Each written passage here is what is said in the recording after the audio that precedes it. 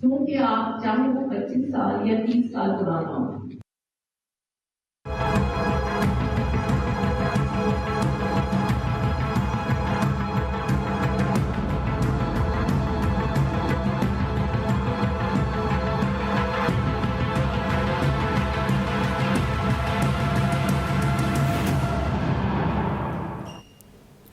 पंजाब में स्मॉग की सूरत हाल बेहतर। लाहौर और मुल्तान डिवीजन के अलावा सूबे भर के तमाम तालीमी इदारे आज से खुल गए। आउटडोर स्पोर्ट्स और दीगर गैर निसाबी सरगर्मियों पर पाबंदी बरकरार है। होटल्स और रेस्टोरेंट रात 10 बजे तक खोलने की इजाज़त। लाहौर पाकिस्तान के आलूदगी वाले शहरों में सर फहरिस्त। सुबह सवेरे लाहौर का एयर क्वालिटी इंडेक्स 404 रिकॉर्ड। आलूदगी में मुल्तान का दूसरा number. Air quality index 304 252 record. हद निगाह बेहतर होने पर मोटरवे के कई सेक्शंस खोल दिए गए।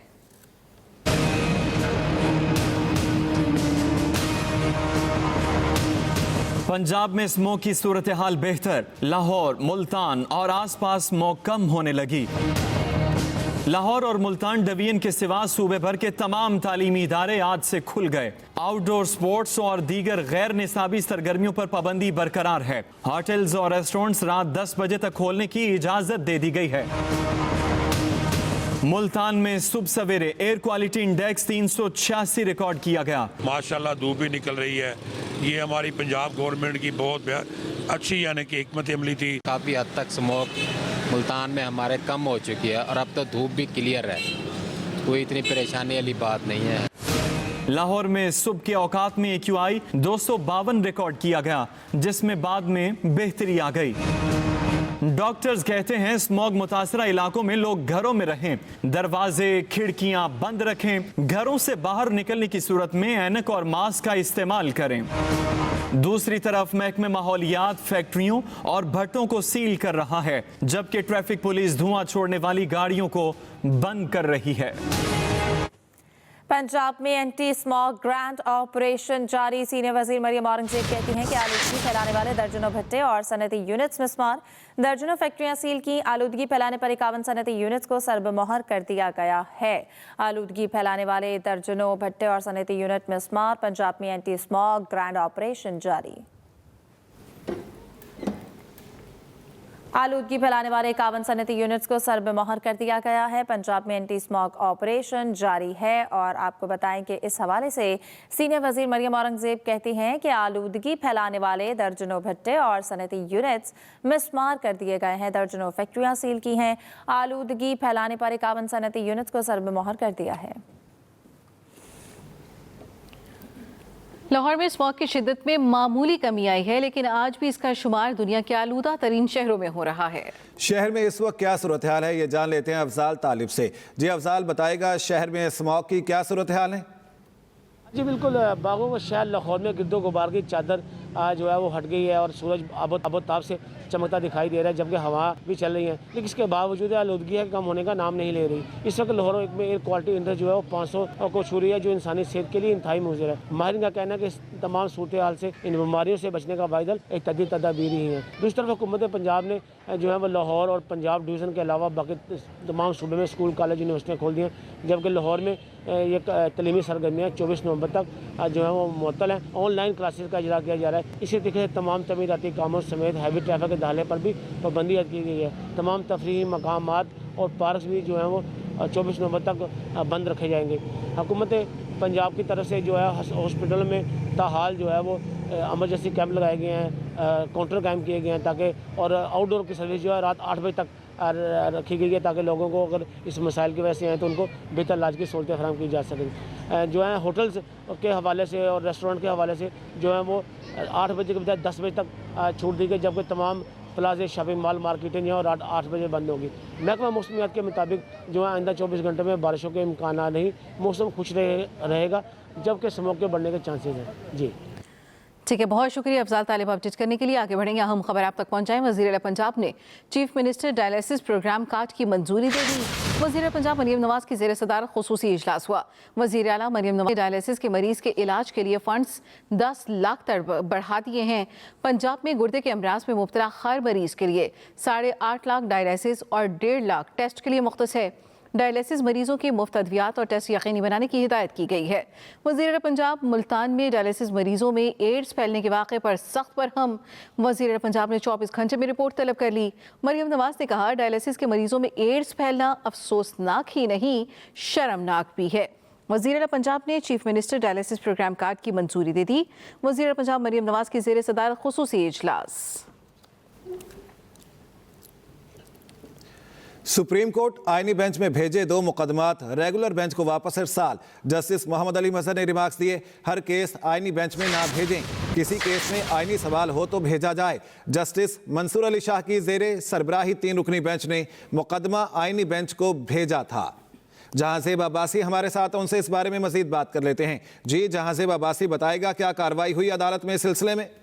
देखें, 2 मुकदमात जो टैक्स से मुतल्लिक थे उस पर जस्टिस अमीनुद्दीन खान की सरबराही में 7 रुकनी आईनी बेंच ने इस केसेस के ऊपर जब समाअत शुरू की तो कोर्ट की जानिब से ये पूछा गया कि इन केसेस में आईनी सवाल क्या है, ये केसेस आईनी बेंच में क्यों भेजे गए हैं।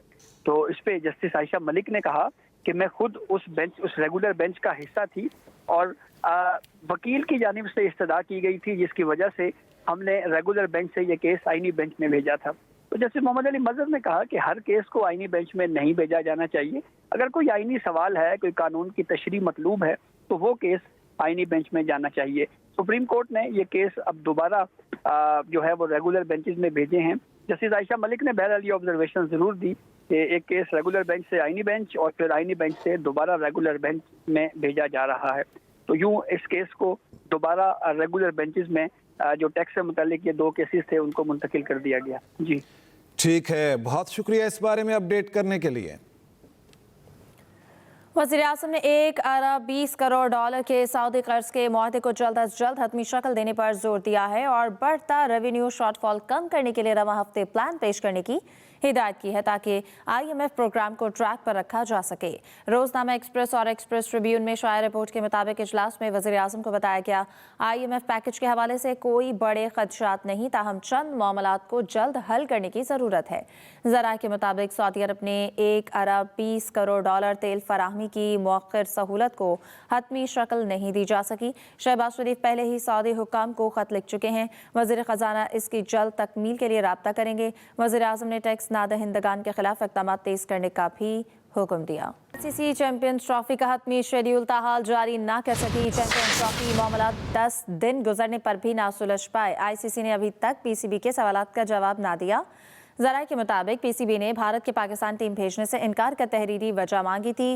ICC बोर्ड मेंबर्स की मीटिंग बुलाए जाने के इम्कानात बढ़ गए हैं। इसी पर बात करेंगे, स्पोर्ट्स एडिटर जाहिद मकसूद साहब हमारे साथ मौजूद हैं। जी जाहिद साहब, बताइएगा अभी क्या सूरत हाल है, मामलात किस जानिब जाते दिखाई दे रहे हैं? देखिए, चैंपियंस ट्रॉफी जो है इसका पाकिस्तान को इसकी मेज़बानी दी गई थी बहुत पहले। फिर अक्टूबर 2024 में जो बोर्ड मीटिंग का इजलास हुआ था इब्तदाई, उसमें भी किसी रुकन ने एतराज़ नहीं उठाया था। अभी 10 या 12 दिन पहले जब भारतीय मीडिया ने सबसे पहले ये न्यूज़ दी या BCCI ने उनके जरिए ये जारी करवाई कि भारतीय टीम पाकिस्तान किसी सूरत नहीं जाएगी, इसके जवाब में PCB ने एक ठोस किस्म का जो है कदम उठाया और ICC को बाकायदा लेटर लिखा, ईमेल की गई कि ताकि वो उनको इसकी तहरीरी वजूहात बताए और उनके जो तहफ़्फ़ुज़ात हैं वो भी दूर किए जा सकें। लेकिन अब 10 दिन तकरीबन गुजर चुके हैं और अभी तक मामला लटका हुआ है। ना ICC ने हमारे ज़राए के मुताबिक PCB को तहरीरी जवाब तक नहीं दिया। टूर जो है, ट्रॉफी जो है वो पाकिस्तान पहुंच चुकी है, आज एबटाबाद में है, वो दौरा कर रही है और माजी में कोई एग्जाम्पल ऐसी नहीं है कि जब ट्रॉफी भी उस मुल्क का मेजबान मुल्क का दौरा कर रही हो और पूरे का पूरा इवेंट कहीं मुंतकिल कर दिया जाए। मामला क्योंकि ICC की कोर्ट में है, भारत और ICC कहना चाहिए कि भारत BCCI और ICC में उनका अच्छा खासा असर रसूख है। 1 दिसंबर से जो जय शाह BCCI के सेक्रेटरी हैं वो बाकायदा चेयरमैन भी बन जाएंगे ICC के। इसलिए इस सूरत में इतने दिन गुजरने के बाद अब लगता ऐसा है कि ICC बोर्ड मेंबर्स की मीटिंग में ही ये मामला उठाया जाएगा और हल करने की कोशिश की जाएगी। क्योंकि अगर ये मामला हल नहीं किया जा सकता, क्योंकि मोहसिन नकवी और PCB के दूसरे हुकाम जो है बार बार ये कह चुके हैं कि बहुत हो चुकी, वो अब हाइब्रिड मॉडल पर किसी सूरत से भारत के साथ खेलने के लिए तैयार नहीं है। इससे अगले जो 4 इवेंट हैं, women's world cup 2025, T20 world cup 2026, champions trophy 2029 और क्रिकेट वर्ल्ड कप 2031, इसके राइट्स भारत के पास हैं। अगर एक दफा जो भी ट्रेंड सेट होगा, फिर पाकिस्तान अगर हाइब्रिड मॉडल पर अब नहीं खेलना चाहता और अगर दोनों मुल्क नहीं खेलेंगे, भारतीय टीम नहीं आएंगे, तो फिर अगले इवेंट्स में पाकिस्तानी टीम भारत कैसे जाएगी? वो नहीं जा सकेगी। जबकि ब्रॉडकास्टर को $3.2 बिलियन के राइट्स आईसीसी बेच चुकी है, जिसमें सबसे बड़ा रेवेन्यू पाकिस्तान से आता है। और इस वक्त बाल आईसीसी के कोर्ट में, मामला तो उलझे हुए हैं और अभी तक हतमी शेड्यूल का ऐलान नहीं किया जा सका। ठीक है, बहुत शुक्रिया जाहिद मकसूद साहब आपके वक्त का।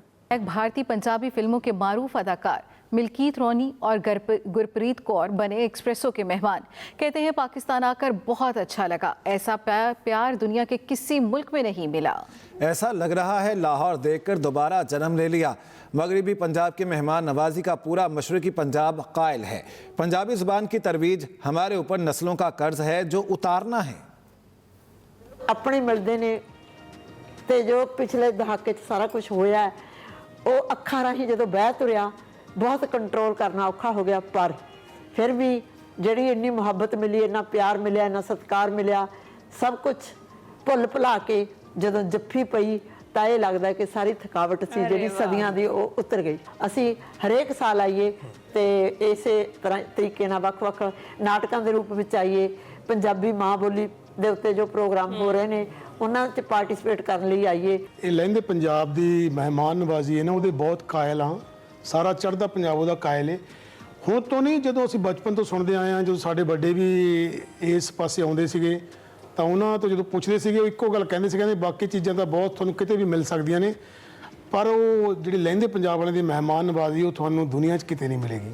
ਆਉਣ ਤੋਂ ਪਹਿਲਾਂ ਪੂਰੀ ਰਾਤ ਸਾਨੂੰ ਐਂ ਲੱਗਦਾ ਰਿਹਾ ਕਿ ਦਿਨ ਕਿਤੇ ਅਸੀਂ ਲੇਟ ਤਾਂ ਨਹੀਂ ਹੋ ਜਾਵਾਂਗੇ, ਮਤਲਬ ਪੂਰੀ ਰਾਤ ਸੌ ਨਹੀਂ ਸਕੇ। ਜਦੋਂ ਅਸੀਂ ਬਾਗਾ ਕ੍ਰਾਸ ਕਰ ਲਿਆ, ਸਾਨੂੰ ਉਦੋਂ ਵੀ ਨਹੀਂ ਸੀ ਲੱਗ ਰਿਹਾ ਕਿ ਅਸੀਂ ਲਾਹੌਰ 'ਚ ਆ ਗਏ ਹਾਂ। ਸੱਚੀ ਇੱਕ ਦੂਜੇ ਨੂੰ ਪੁੱਛ, ਸੱਚੀ ਆਪਾਂ ਲਾਹੌਰ 'ਚ ਆ गए हैं। इस न्यूज़ बुलेटिन से अब तक के लिए इतना ही। ताज़ा तरीन खबरों से बाखबर रहने के लिए विजिट कीजिए हमारी वेबसाइट express.pk। इसके अलावा आप हमें फेसबुक और एक्स पर भी फॉलो कर सकते हैं। देखते रहिए एक्सप्रेस न्यूज़।